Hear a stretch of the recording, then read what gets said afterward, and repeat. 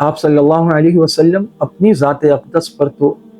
ہر قسم کی تکالیف اور مصیبتیں برداشت کرتے رہے، لیکن جب بات صحابہ تک پہنچی، آپ نے دیکھا کہ یہ سب بڑی پامردی اور استقلال کے ساتھ تمام تکلیفیں سہ رہے ہیں، مظالم سہ رہے ہیں، ایذائیں برداشت کر رہے ہیں، اور اس کے باوجود کلمہ حق اور نور الہی سے کوئی بھی منہ نہیں موڑا۔ تو آپ صلی اللہ علیہ وسلم نے اللہ کے حکم سے صحابہ کرام کو اجازت دی کہ وہ اس تکلیف اور اذیت کے ماحول سے بچ کر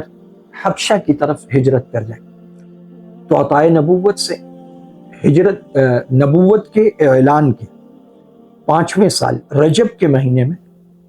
12 مرد اور عورتوں نے حبشہ کی طرف ہجرت کی،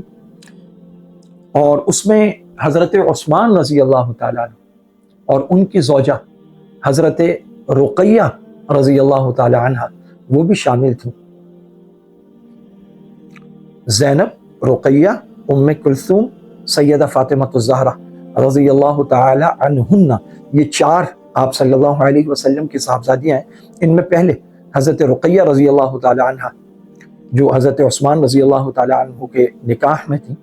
یعنی اپنی اور حضرت عثمان وہ پہلی شخصیت ہیں جنہوں نے اللہ کی راہ میں، صحابہ میں سے اللہ کی راہ میں اپنی زوجہ سمیت ہجرت کی آپ صلی اللہ علیہ وسلم کی امت میں، اور وہ مکہ معظمہ سے حبشہ کی طرف، جہاں کا بادشاہ نجاشی رحم دل اور اچھا بادشاہ تھا، ان کی طرف ہجرت کی، اور وہاں جا کر مسلمانوں کو تھوڑا سا عافیت کا اور سکون کا سانس ملا۔